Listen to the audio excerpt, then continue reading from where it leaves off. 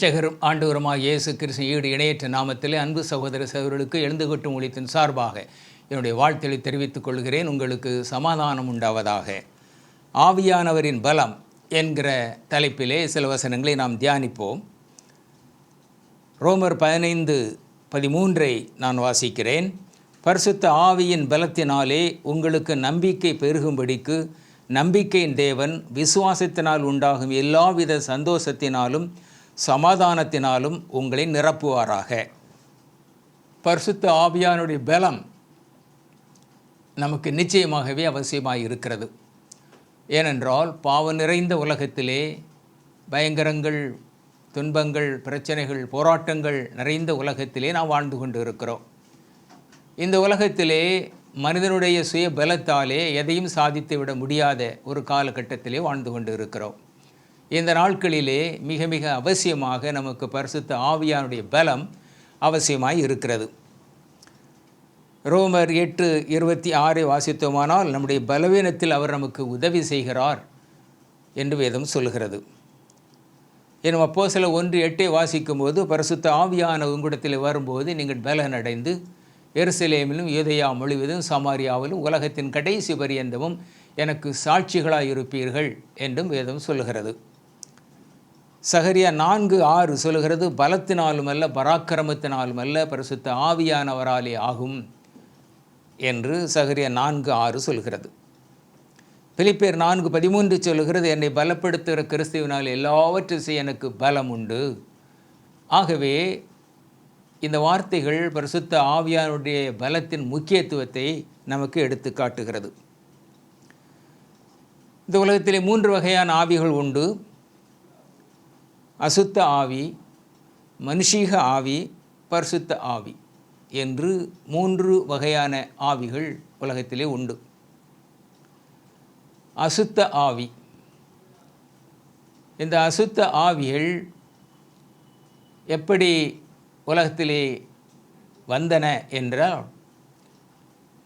இந்த உலகத்தை தேவாதேவன் மனிதர்களை சிருஷ்டிப்பதற்கு முன்பாக தேவாதி தேவன் பரலோகத்திலே ஏராளமான தேவ தூதரை, நம்பிக்கை எண்ணிக்கைக்கு அடங்காத தேவ தூதர் கூட்டத்தை அவர் உண்டாக்கினார்.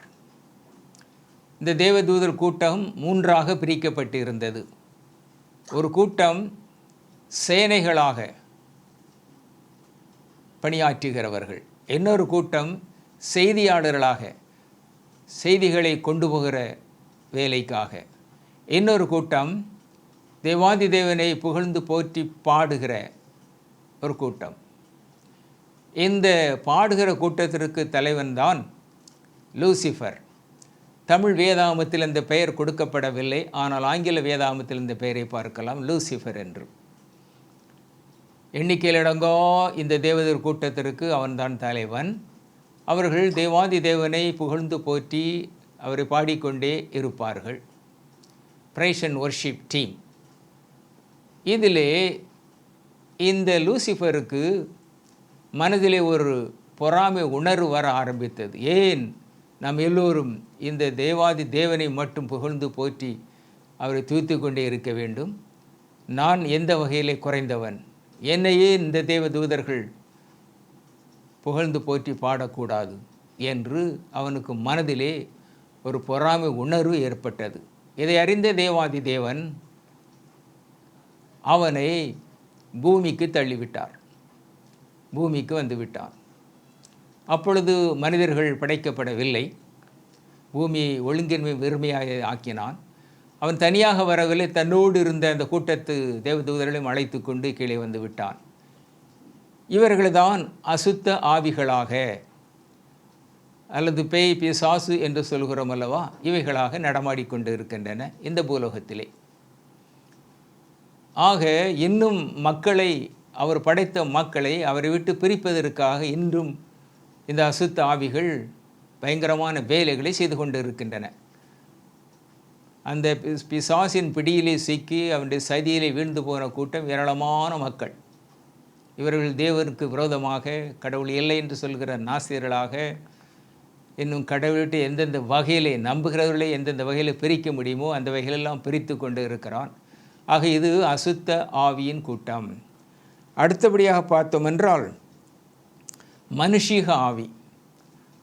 மனுஷீக ஆவி என்று சொல்லும்போது மனிதனிலேயும் ஒரு வகையான ஆவி இருக்கிறது. அதாவது இவர்கள்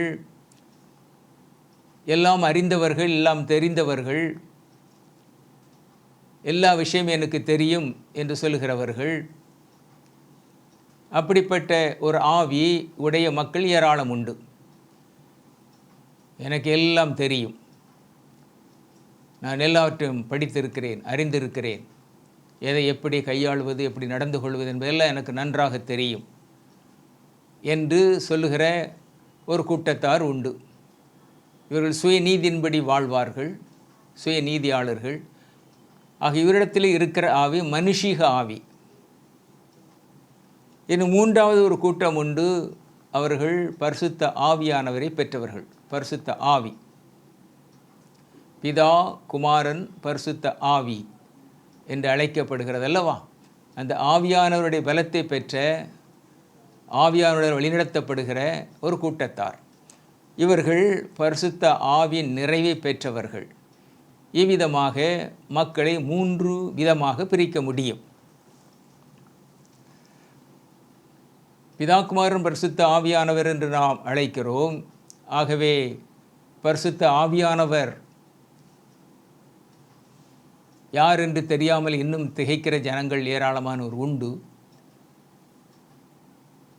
பிதாகுமாரன் பரிசுத்த ஆவியானவர்கள் என்கிற இது 3ம் ஒன்றாக இணைந்து செயல்பட்டு கொண்டு இருக்கின்ற ஒரு ஆச்சரியமான தன்மையை நம்மால் பார்க்க முடியும். பிதா, குமாரன், பரிசுத்த ஆவியானவர்.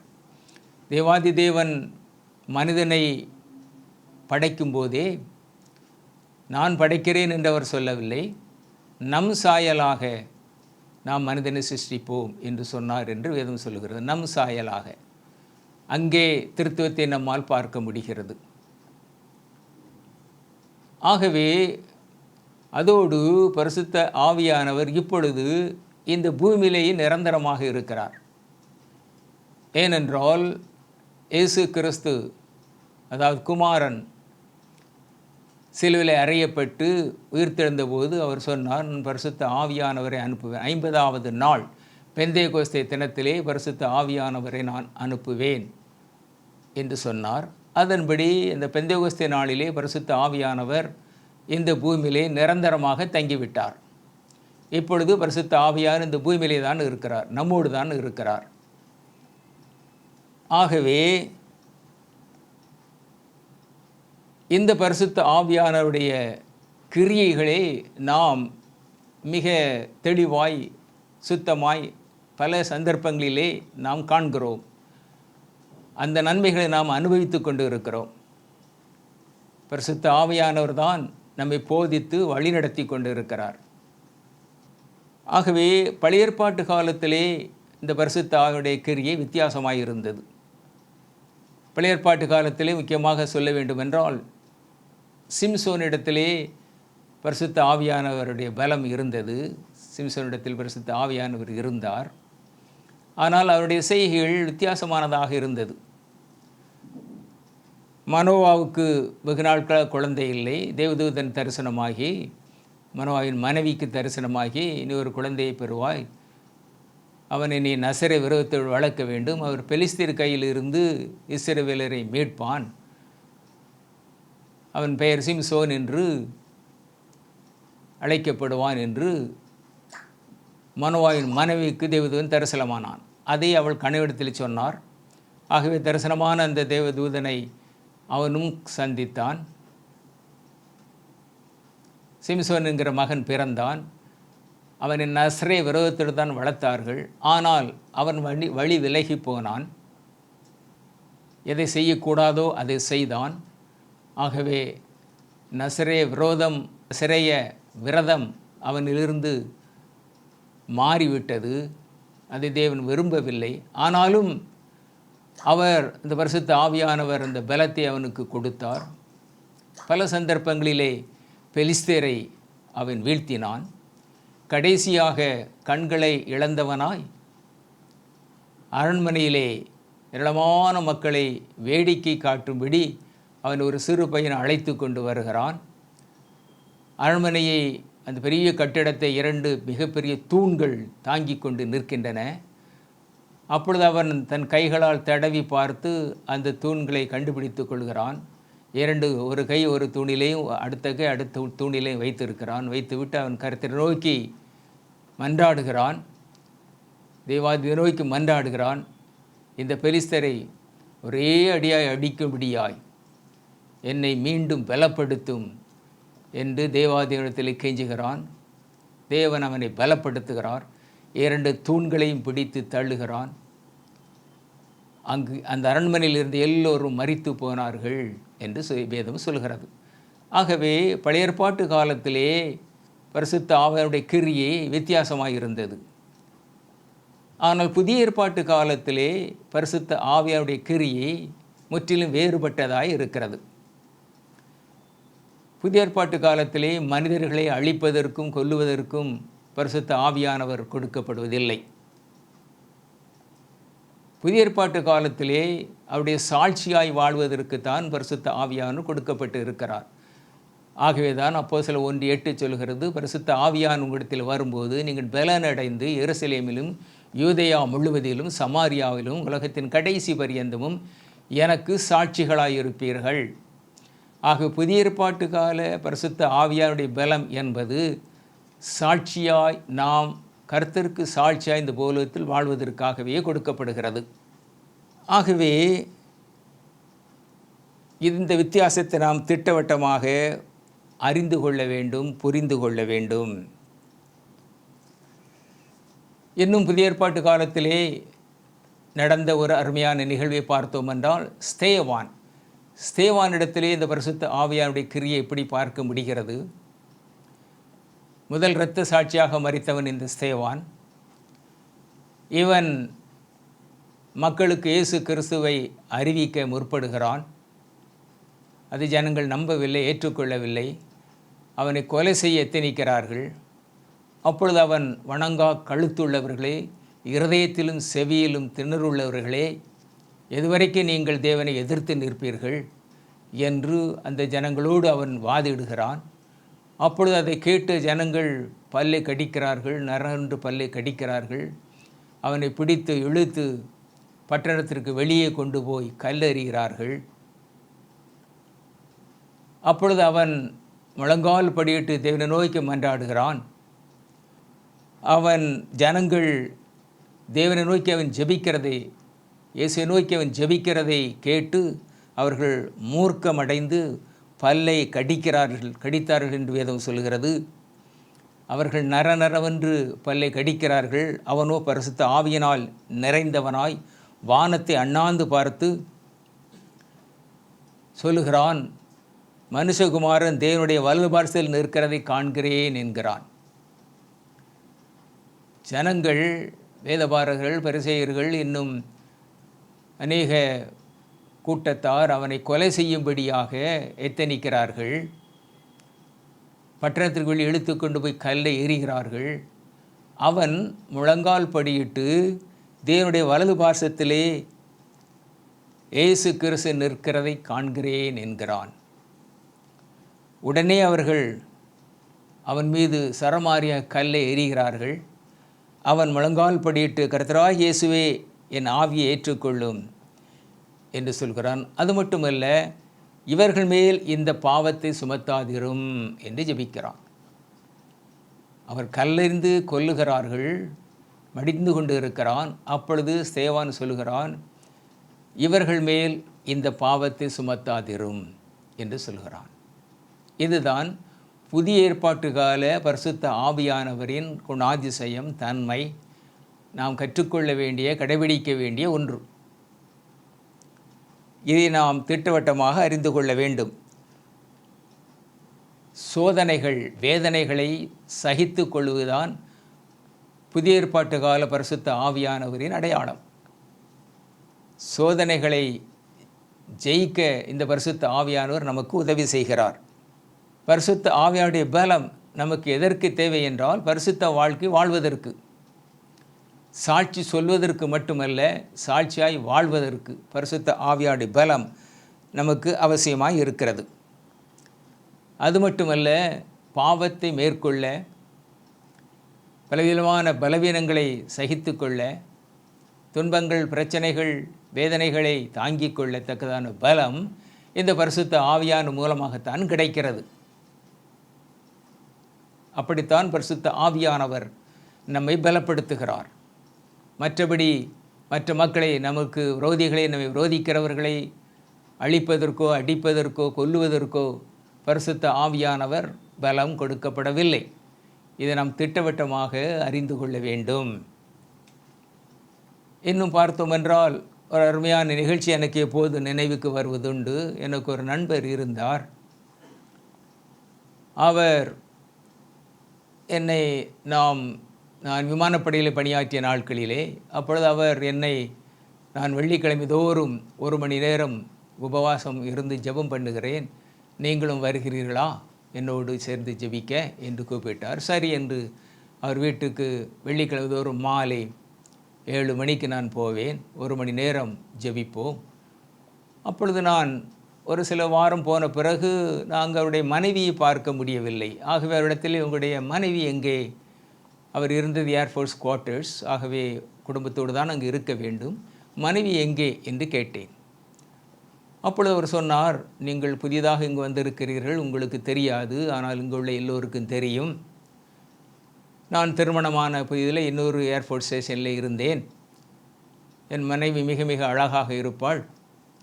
மிக சந்தோஷமாக 6 மாதங்களை கழித்தோம். அதன் பிறகு ஒரு நாள் திடீரென்று நான் என்னுடைய ஊருக்கு போய் என்னுடைய பெற்றோரை பார்க்க வேண்டும், ஆசையாக இருக்கிறது என்று சொன்னாள்.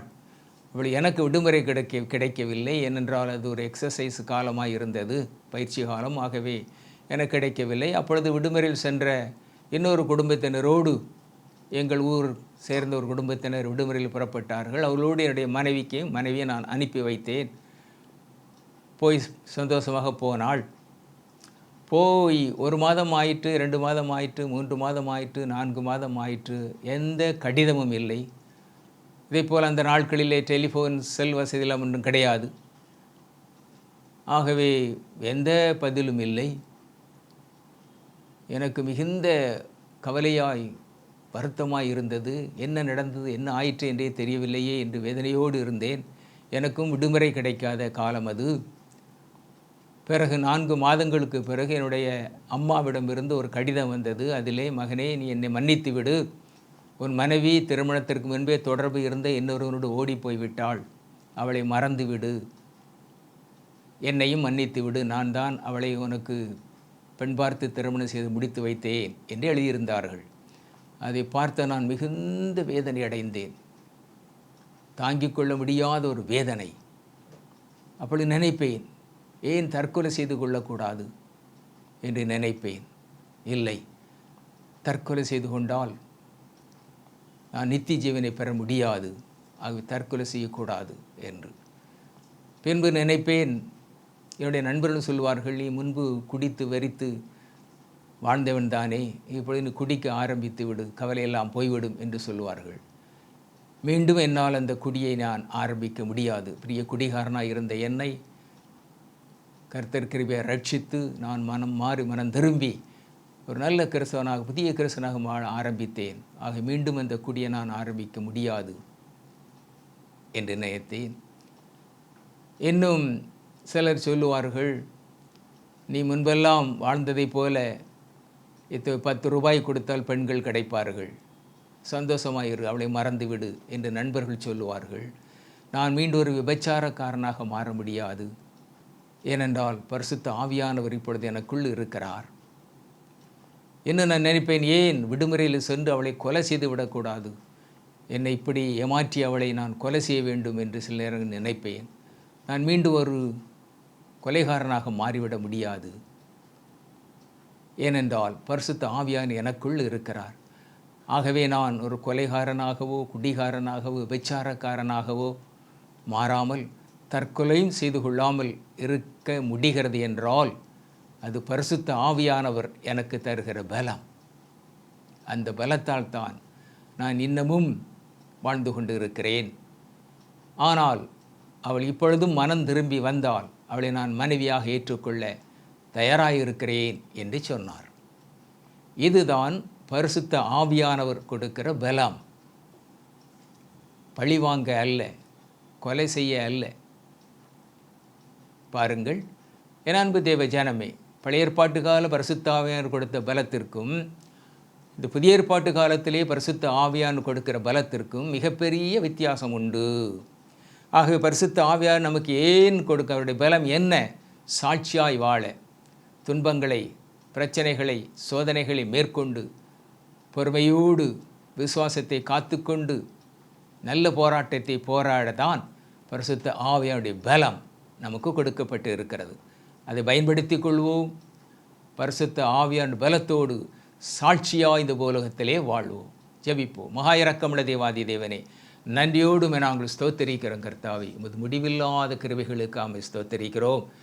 உமது பிள்ளைகளோ ஒவ்வொருவரையும், இந்த வார்த்தையை கேட்ட ஒவ்வொரு பிள்ளைகளையும் இந்த பரிசுத்த ஆவியினால் நிரப்பிய ராஜாவை வல்லமையான சாட்சிகளாய் பூலோகத்தில் ஜீவிக்க உதவி செய்யும். இந்த புதிய ஆண்டிலே பலவிதமான நன்மைகளை, ஆசீர்வாதங்களை காத்திருக்கிற பிள்ளைகளுக்கு கிருபையாய் இறங்கி உதவி செய்யும். புதிய ஆண்டிலே புதிய நன்மைகள், புது பலம், புது அபிஷேகம், புது கிருபை பரத்திலிருந்து நீ கிருபையாய் பிள்ளைகளுக்கு கட்டளையிடுவீராக.